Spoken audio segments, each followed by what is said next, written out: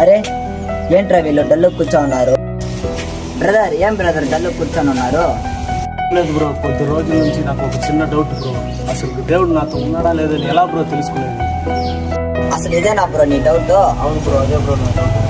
అది ఏం లేదు బ్రదర్, మనం పాపం చేసేటప్పుడంతా మన హృదయంలో అనిపిస్తూ ఉంటది, ఏమని ఎవరే ఇది మనం పాపం ఇది చేయకూడదు అని. ఒకవేళ నువ్వు పాపం చేసేసిన తర్వాత కూడా అరే ఈ పాపం చేసేసామే, దేవుడు ఎలా నన్ను క్షమించడో అని నీ హృదయంలో అనిపించేటప్పుడంతా దేవుడు ఖచ్చితంగా నీతోనే ఉన్నాడు బ్రదర్. అది 100% నిజము.